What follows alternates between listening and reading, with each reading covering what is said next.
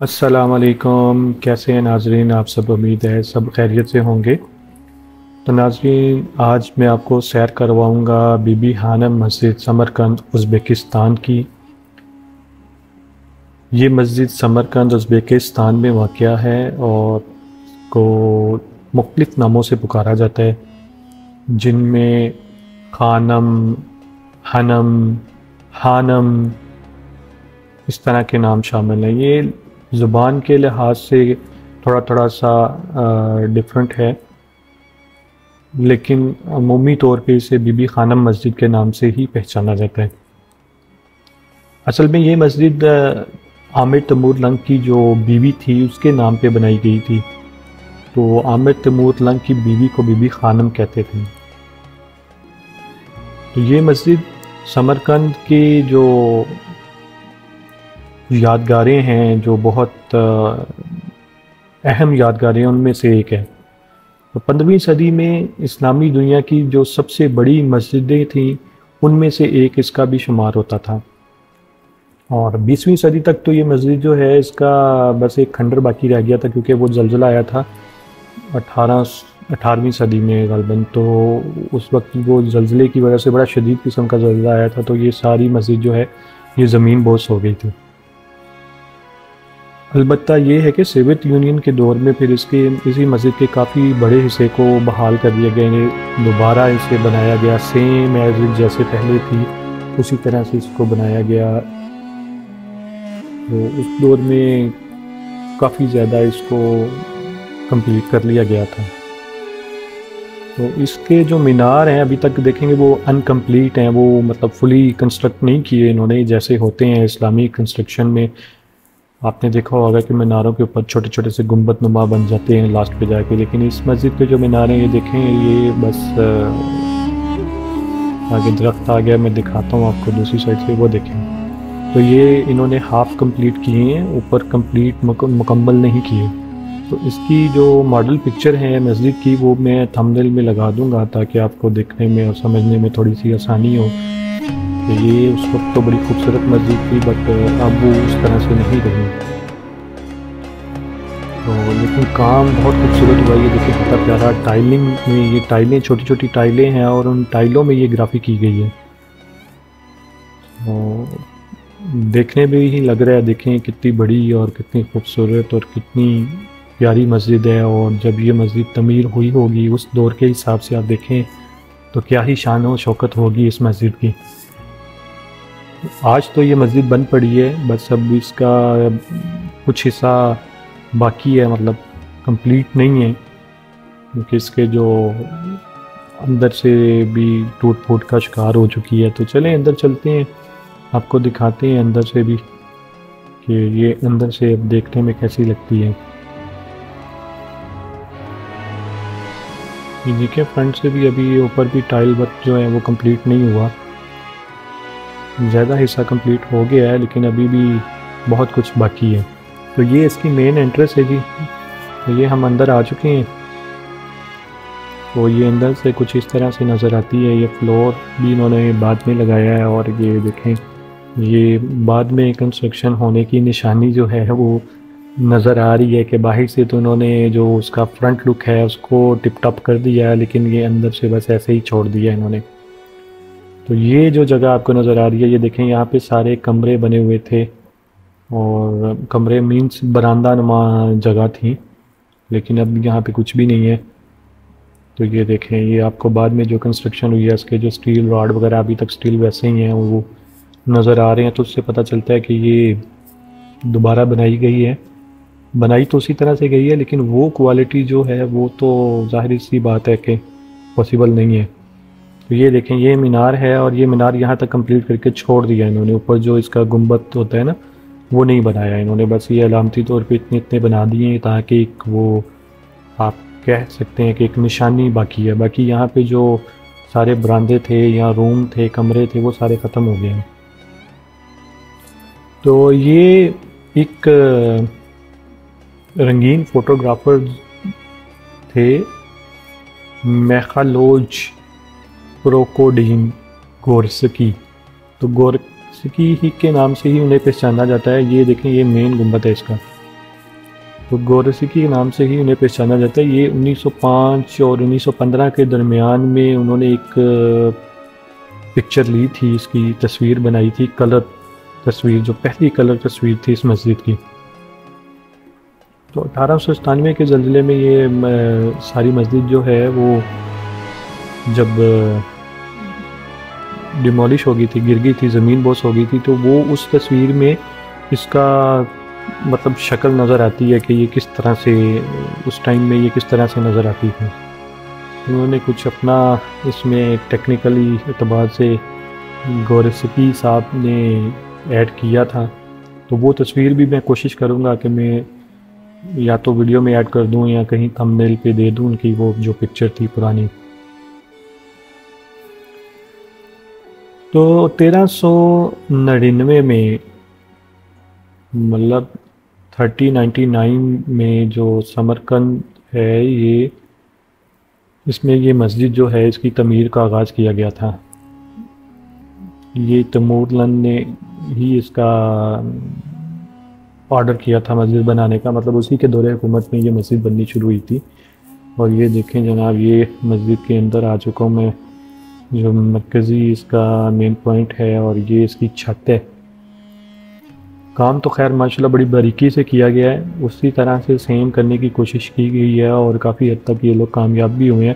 اور یہ ازبیکستان کی موسٹلی جو پرانی عمارات ہیں یہ ساری دوبارہ ری کنسٹرکٹ کی گئی ہیں، کیونکہ یہ ایک تو زلزلہ آیا اور پھر جو رشین وار تھی اس سلسلے میں کافی نقصان پہنچا مختلف جگہ پہ مختلف عمارتوں کو، تو انہوں نے یہ دوبارہ ڈیولپ تو کیا ہے، اور میرے حساب سے تو خیر کافی اچھا کیا، لیکن 100% تو وہ چیز نہیں بنی۔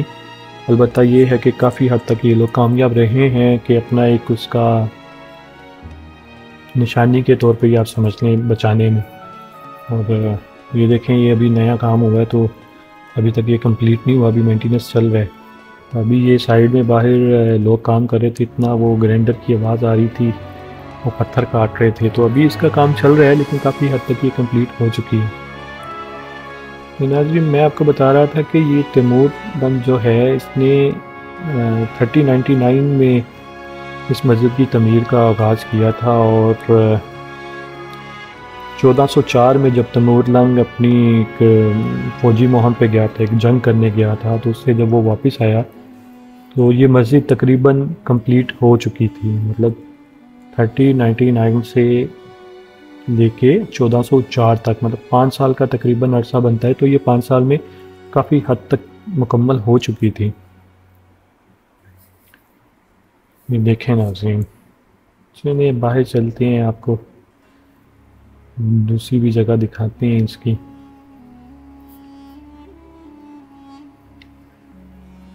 یہ دیکھیں، یہ باہر ابھی کمپلیٹ نہیں ہوئی،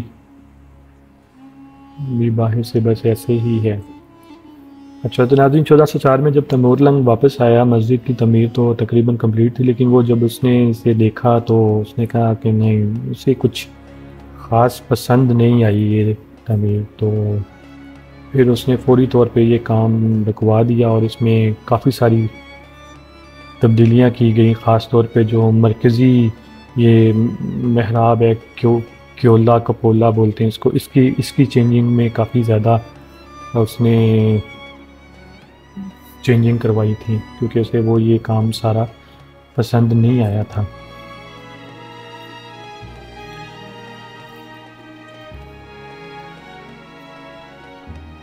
لیکن اصل میں یہ جب مسجد پہلے نئی تعمیر ہوئی تھی، تو اس مسجد کی تعمیر کے کچھ ہی سالوں بعد ہی اس مسجد کی جو اینٹیں ہیں وہ گرنا شروع ہو گئی تھیں۔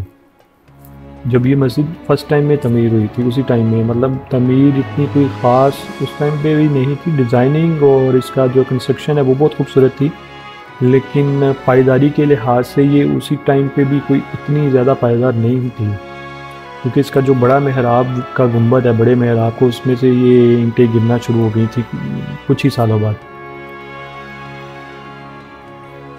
تو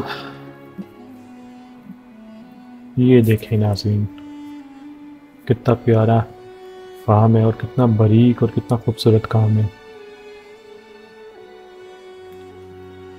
تو 16ویں صدی کے اواخر میں عبداللہ خان دوئم جو تھے، عبداللہ خان اورنگزیب، وہ 1533 سے لے کے 1598 تک بخارا کے آخری شیعانی خاندان کے خان بھی تھے۔ تو انہوں نے بی بی خانم مسجد جو ہے اس کی بحالی کے کاموں کو روک دیا تھا، اور اس کے بعد پھر مسجد کی جو حالت ہے وہ آہستہ آہستہ اور بھی بگڑتی گئی، کیونکہ یہ 1897 کے جب زلزلہ وغیرہ آیا تو اس ٹائم میں تو یہ بالکل ہی زمین بوس ہو گئی تھی۔ یہ دیکھیں جناب، یہ انہوں نے اس کی مرکزی پکچر اور ایپ کے لیے دیا ہوا ہے۔ اچھا یہ دیکھیں، یہ اس کے پلر ہیں، اور یہ میں آپ کو دکھاتا ہوں، یہ نیچے سے لے کے اوپر تک، یہ دیکھیں جی، یہ ایک نیچے پتھر ہے اور اس کے اوپر یہ پلر کھڑا ہے، یہ دیکھیں۔ تو یہ دیکھنے میں بھی پتہ چلتا ہے کہ اس کی مضبوطی کس حد تک ہوگی۔ یہ دیکھیں،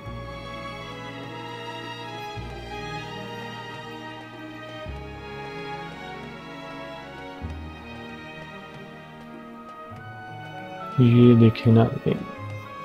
اچھا تو میں آپ کو بتا رہا تھا، جو عبداللہ خان دوئم تھے، عبداللہ خان اورنگزیب، انہوں نے جناب اس مسجد کی بحالی کا جو فنڈ تھا وہ روک دیا تھا، جو مینٹیننس وغیرہ کا کام تھا، تو اس کے بعد اس کی حالت کافی خراب ہو گئی، اور پھر 1897 کے زلزلے میں یہ بالکل ہی گر گئی۔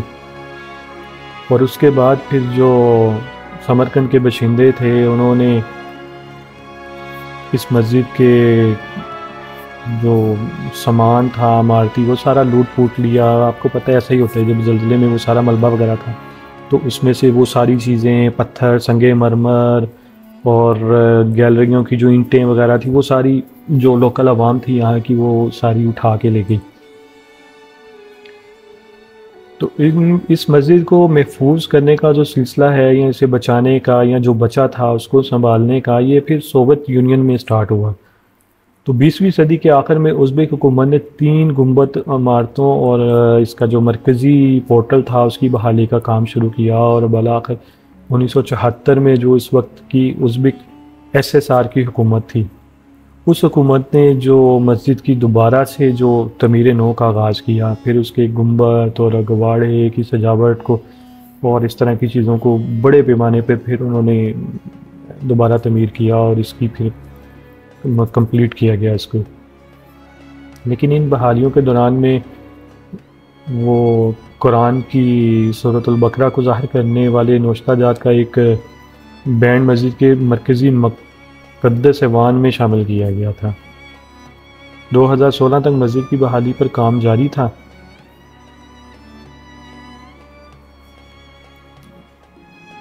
اور اس کی جو ابھی بھی کام جاری ہے 2016 تک، تو کیا ابھی بھی ریسنٹلی میں 2023 میں بھی گیا ہوں، آپ کو میں نے دکھایا بھی ہے کہ یہ دیکھیں یہ کام ابھی تک چل رہا ہے اس کا۔ یہ دیکھیں جی، یہ اس کا مرکزی جو پورٹل ہے وہ ہے، یہ آپ کو اندر بھی لے کے جاتا ہوں، دکھاتا ہوں اس کا سارا۔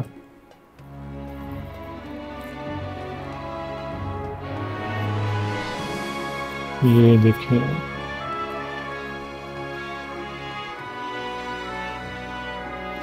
تو اس کی میں تھوڑی سی آپ کو ڈیٹیل بھی بتاتا چلوں۔ یہ دیکھیں، یہ جو گرے کلر کا ماربل ہے نا، یہ سارا الگ سے لگایا گیا ہے۔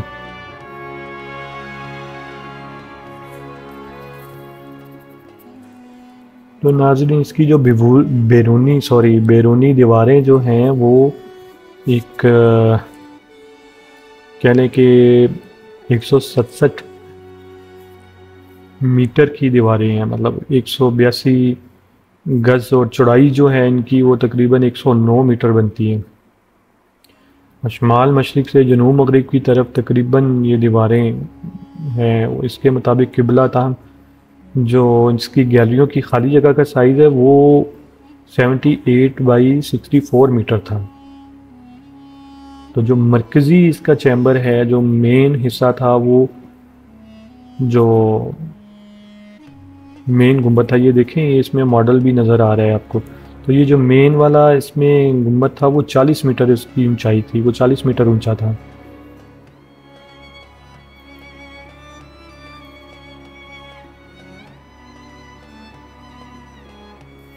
یہ دیکھیں جی، یہ اس مسجد کا جو محراب ہے وہ آپ دیکھتے ہیں اس وقت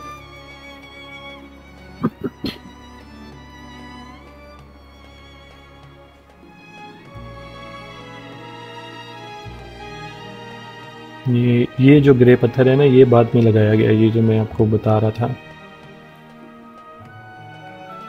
تو یہ آپ نے ماڈل، اگر آپ کو اس کو پوز کر کے دیکھ لیجئے گا، اس کے اندر جو گیلریاں بنی ہوئی تھیں، جو براندے بنے ہوئے تھے، ان کی اونچائی جو ہے وہ تقریباً 7.2 میٹر تک تھی، اور ان کا احاطہ جو ہے وہ 400 سے زیادہ سنگ مرمروں کے کالم تھے، جو کالم بنے ہوئے تھے سنگ مرمر کے، جو لوگ بعد میں اٹھا کے لے گئے یہاں سے جب یہ مسجد گری ہے۔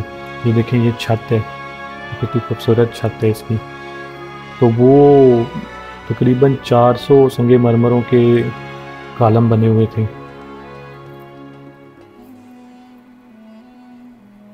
یہ دیکھیں، یہ ماڈل ہے۔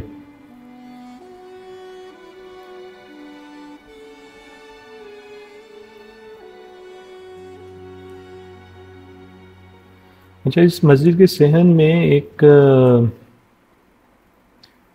سنگ مرمر کے بلاکس ہیں بہت بڑے بڑے، تو ان بلاکس کے اوپر ایک بہت بڑا قرآن پاک پڑا ہے۔ یہ دیکھیں، یہ آگے یہ سنگ مرمر کے بہت بڑے بڑے بلاک ہیں، اور بہت بڑا قرآن پاک اس میں پڑا ہوا ہے، اور یہ تیمور کے زمانے میں ہی انہوں نے رکھا تھا یہاں پہ، اسی وقت سے ہی یہ نظارہ شروع ہوا تھا، مطلب دیکھنے کے لیے رکھا ہوا تھا اس کو۔ یہ دیکھیں ماشاءاللہ کتنا بڑا قرآن پاک ہے۔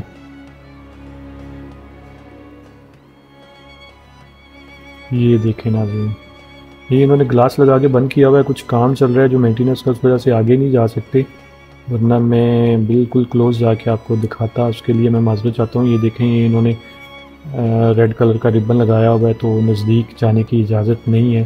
بہرحال میں چاروں طرف سے آپ کو یہ دکھا دیتا ہوں۔